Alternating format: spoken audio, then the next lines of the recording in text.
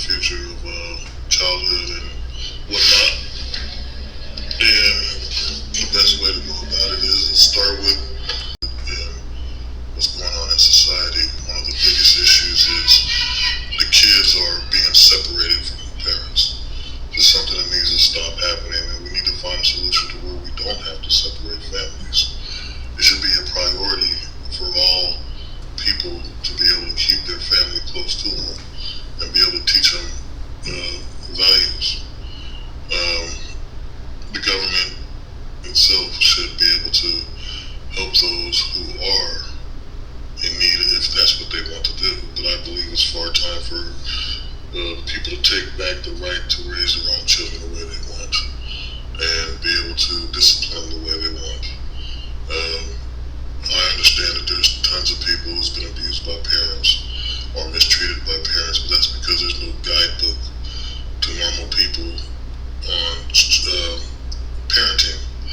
And you can easily say the Bible is one of the guidebooks to parenting. The only problem with that is not too many people know how that works or whatnot. And so when it comes to this scenario, the thing is to say, the thing is to say that you can try to be there for a child and understand a child, but is the child truly being understood? Is the child truly being loved and valued? This is something that has to be processed when thinking of this. And we got a lot of things that's perverting humanity. And if we got things perverting humanity, we got things that's corrupting humanity, corrupting America's youth, as I used to say. And that one thing is social media. And it's not just about, oh, okay, you're on there playing video games, because I don't see a problem with that. I play them myself. But the thing with social media is the problem has to do with the fact that there's people on these things that are seriously looking for children. And Instagram is another spot where you got people doing things on there who probably shouldn't even be active online, because it's like let's put it this way, it's more like a soft porn website, but no one complains about it because they like the entertainers on there, they like any celebrity on there, they like the attractive women and so forth. But the thing is, young women see it and they become the next thing. So you get girls that could be way like 13 and younger jumping on Instagram trying to look like the women on Instagram. And so that's a bad thing. It's corruption. In all reality, a girl is growing up, she's going to deal with that. Everyone goes through puberty and stuff. But the thing that's bad about it is a girl shouldn't be online looking for male companionship at all when they're underage. And so it's a thing where it has to be censored. Now I can say the same thing about men, but boys are going to be boys and they're going to like whatever. But the thing about it is, in some cases I believe a stable, mature woman will be beneficial for a young man. And that's just my opinion, And I could be wrong about that, but it might be beneficial in some cases. Not unless the woman is unstable and can't deal with a grown man, so she has to deal with a young man. And so I'm trying to understand why these type of scenarios come about. This has to do with how society is changing and accepting sexual choices as a serious thing in life, like a thing that has to do with guiding factor of understanding. I'm trying to make logic out of it in the best possible sense, but the thing about it is there's no real sense of logic, right, when it comes to dealing with a lot of these new things that pop up in the future, which is just, the whole, how do you prepare a child to understand these sexual things like the non-binaries or the HLBG community or whatever it's called, and all that stuff is just like, there's no real thought in that. It's just a bunch of selfish grown-ups that want to have something behind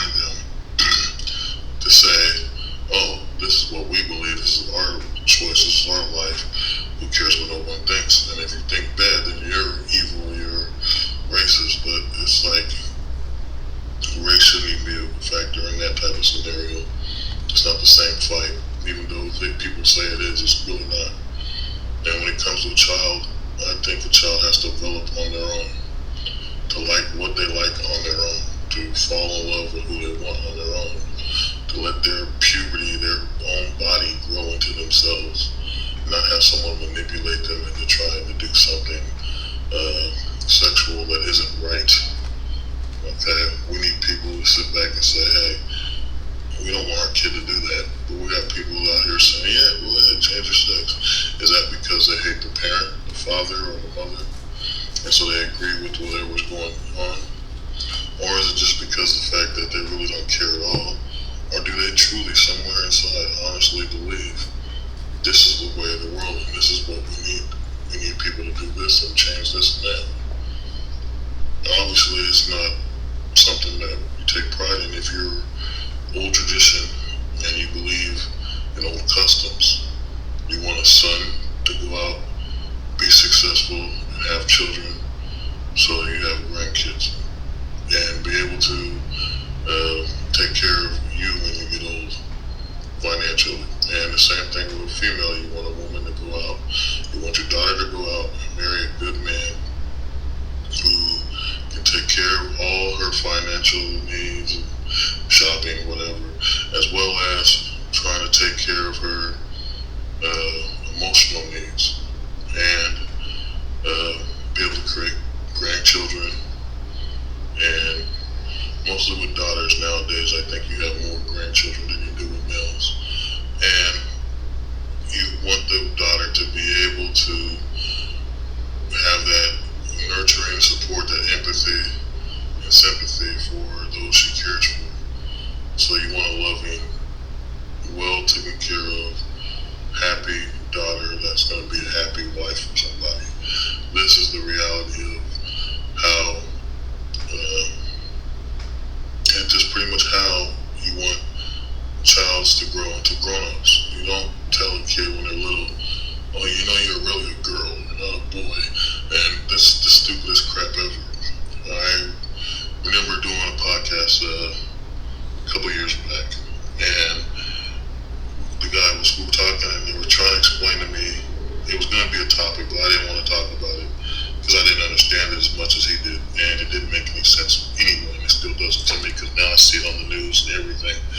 But he was trying to explain to me back then that, they want guys to go out with transgenders, they don't want guys to go out with girls, and if you don't, you're like this. I'm like, what are you talking about?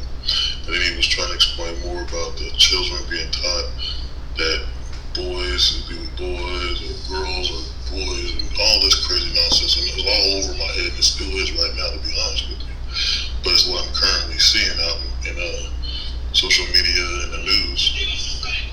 Where they're constantly trying to talk about how people should do these type of things, and how children should be taught these type of things, and how they can change their literature into being perverted. When I remember being in school, anything perverted wasn't allowed. Anything sexual wasn't allowed. You know, you could even go try to grab a girl's boob, and it's not allowed. You know, you might grab a girl's booty and get away with that. But that was it back then. And it wasn't this whole perversion and manipulation and brainwashing that they're selling in the schools now, today. And this is something that's very bad, very wrong. And so you have to come to a point where you say, okay, enough's enough. I'm not going to allow this. This should not be happening. This should not be a thing where my kid, my child, hopes and dreams of my family bloodline is going to change their sex just to please society. This is not a right thing. You should be able to feel, and that's the thing that's wrong, because they don't want you to feel life. They don't want you to feel alive. They want you to feel perversion. A guy turns into a woman, they mutilate his genitalia, mutilate it, and they cut open inside, and they get deep in there and pulling stuff out, to the point to where when you're having sex, it's just going straight down to the butthole anyway. That's what they're feeling. So it's like back and forth thing, some weird sexual thing. So you're not feeling the pleasure you would feel with your normal genitalia, with the feeling of loving a woman, the whole essence of it, the power behind it. It's beautiful, it's amazing. My God, it's the most incredible thing on the planet. But to harness that power, we have to have some kind of self-control. And this is where things like, for instance, those that don't harness that power to self-control, when it comes to sexual natures, we call them rapists, we call them molesters, and so forth. But to harness that power and be able to hold it and appreciate and cherish and value the opposite sex, to love them, to understand them, to pull them close and listen to them, it means the world to both, not just one side. And this is the thing that's being sold falsely too, that you're only saying that women deserve that type of no. It's both. Men deserve a woman that can sit back and listen. Want to put her arm around them and just look at them in the eyes and say something. Women got to do that too. It's just not always just one-sided. And that's the problem with this right now, is everything's one-sided. Now I'm saying all this and you're like, well, you're going off topic, but I'm not. Because what's the basic thing that brings children to society? That brings us life, period. It's procreation between men and women. If the children are the future, then we need them to understand how much they mean to us. And we need to make sure that we understand and show them our appreciation and show them the ways that are right, that can guide them to a stronger, more stable, powerful future that can change the world for the benefit of all mankind. We can't sit back and just say, oh, okay, we're going to do this one day and then don't do it the next day. Or just change something to where if it's only grown-ups and kids got to grow up fast. There's enough kids growing up fast in America having to deal with parents that are selfish and childish, that are involved in drugs and prostitution, and the kid has to sit there and put up with it, seeing things way before they become an adult. Seeing women turning tricks before they even become a grown person. They seeing their mama doing it. They seeing their sisters doing it because their mama taught them how to do it. You know what I'm saying? They seeing their freaking nephews and stuff going around selling drugs, or cousins, like I said. You know, all that. They seen all this stuff. So they growing up fast, seeing the world through your eyes. But you have to represent yourself and carry yourself in a way that shows this kid that there's no flaws within you. Let the rest of the world talk about you, but let your kids see you as the hero that you are. The super mom, the super dad. Okay? Stick together because of that, not because of bullshit someone told you. There's someone I know, I'm not going to say no names, but there's someone I know who was smart enough to have enough kids with one dude, but would never get with him because she let her mother tell her something about the dude that she didn't like. That was only an assumption of one time meeting the dude, and decided that he's just as fucked up as this other person. And so she decided to stay away from that individual. But that's not the truth. The truth is you were sold a lie and you believed it. And stuck with it, she did it. For damn near 20-something years. So with that being said, you gotta think about something. Women will stick with something they believe, even if they're told it. But that doesn't mean it has to be true. And so that's the same scenario with this thing with telling these kids about things that's not true. You want them to believe in something that doesn't hold weight. It doesn't matter to nobody.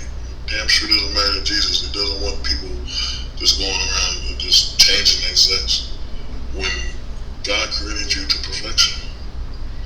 You have to understand and learn and appreciate and love your own body and yourself, not what someone else is trying to teach you. Why disgrace what God created? If you do believe in God and you say, okay, you can have a sex change or whatever, you got to think of it like this.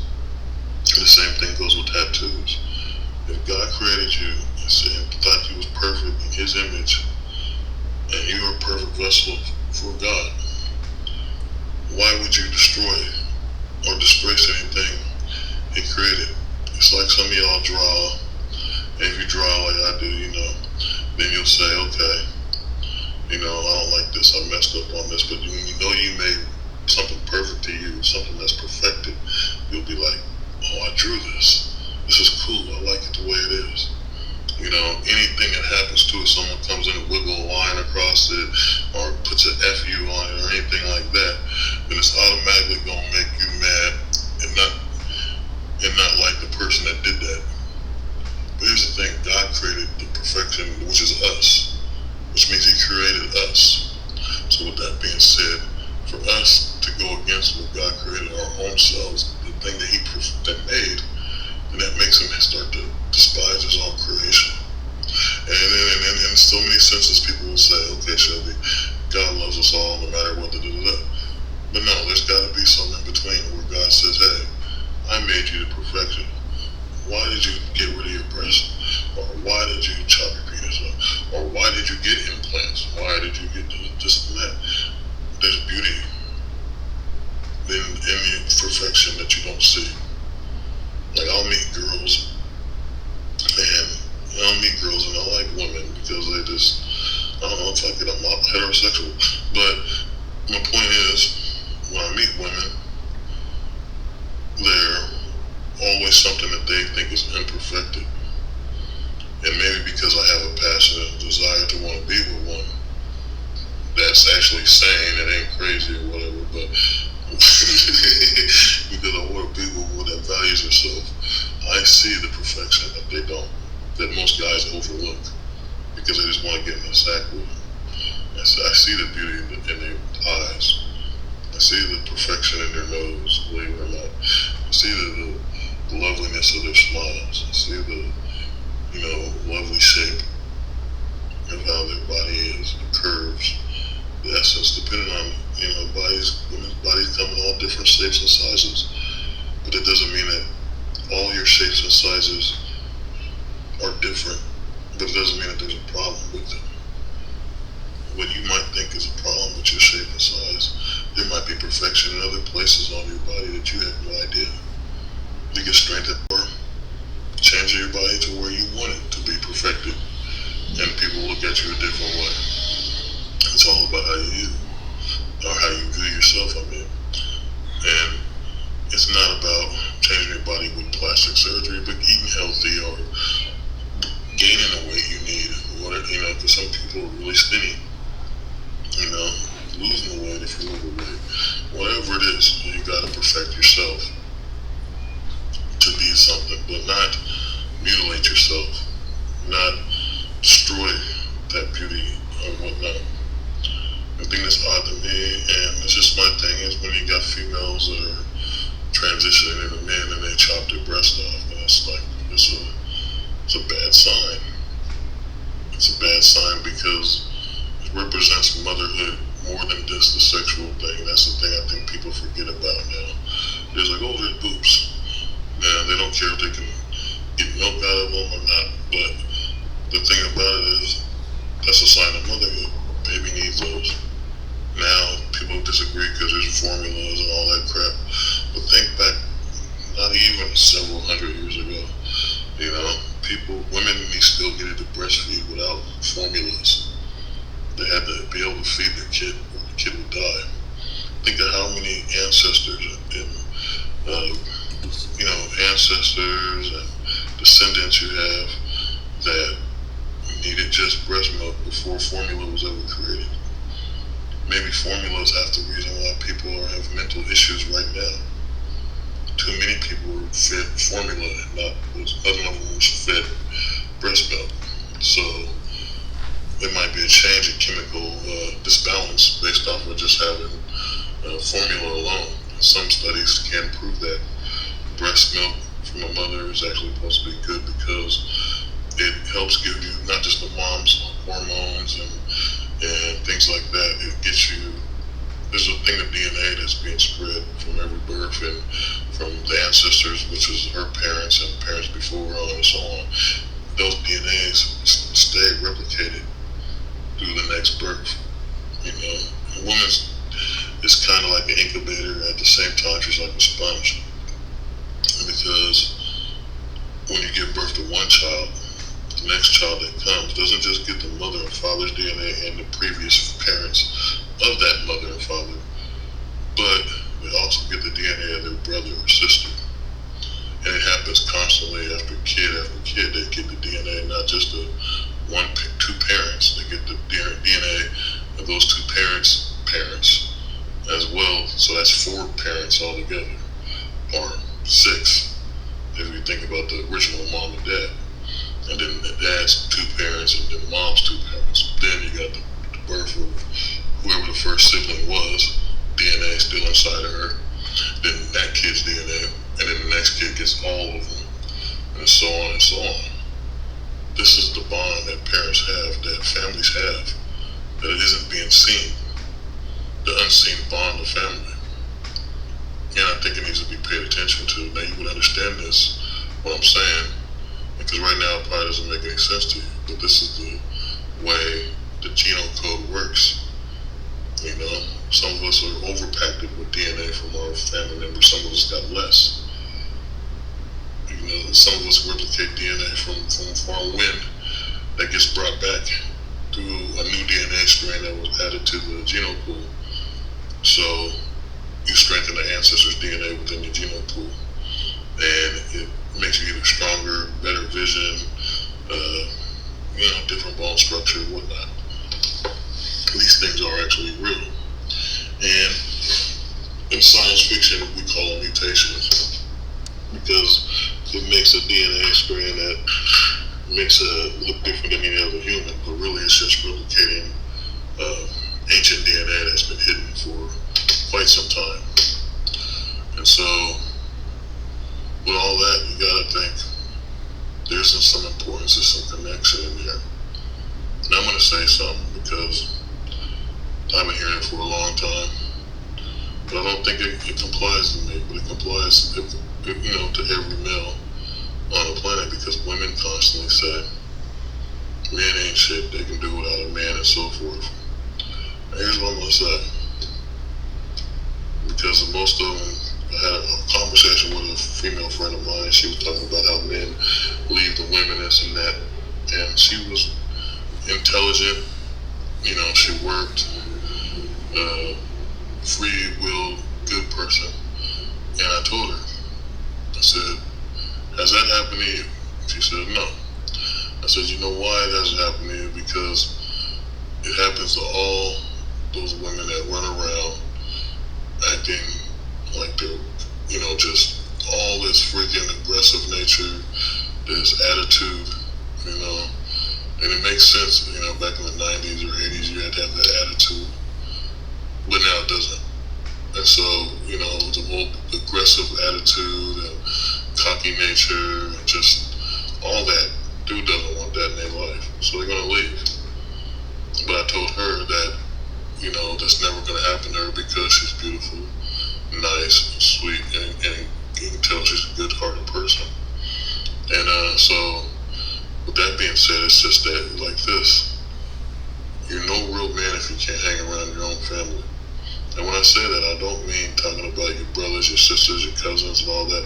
Yes, you still have to hang around them. But once you create kids, you have obligation.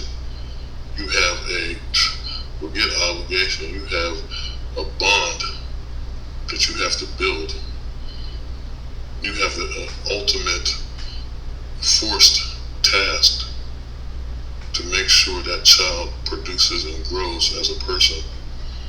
That's what you have. You have to work with this individual to make things way better than what it could be or has been. And that's just the honest to God truth. The problem is guys forgot about this. Forgot they have to share things with children.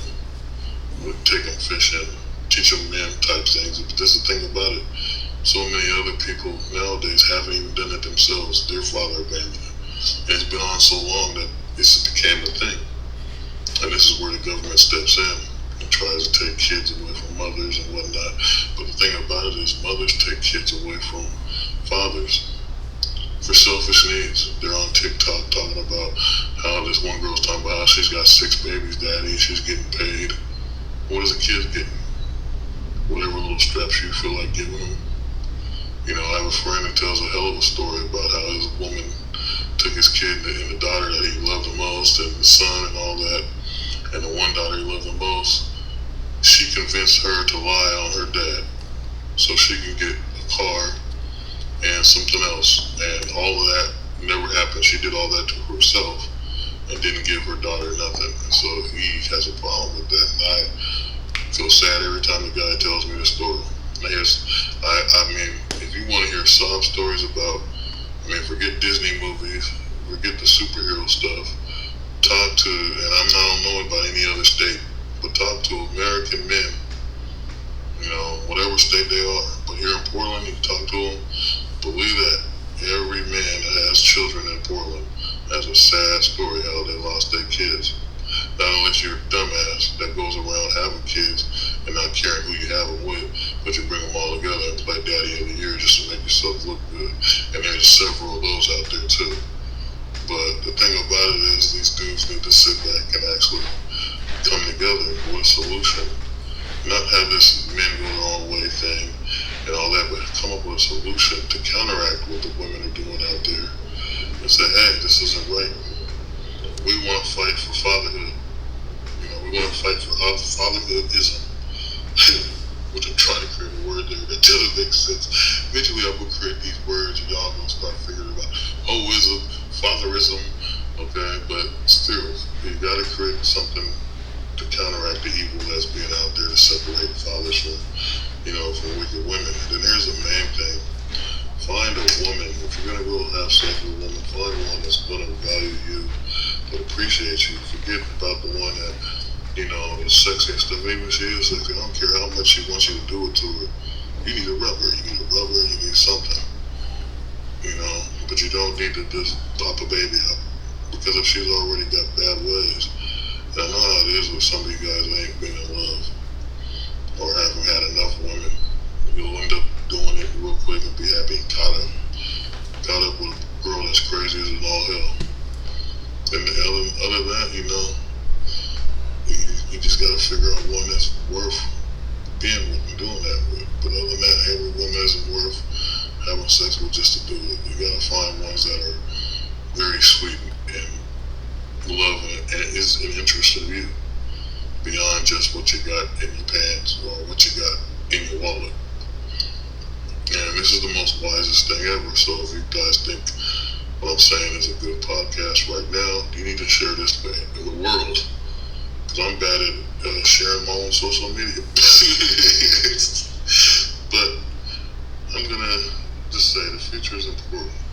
And if the children ain't taught the old ways, taught how to love and respect now, why even though we got young people running around trying to run the country now, if they're not taught and guided in the right ways, our future's going to be barren.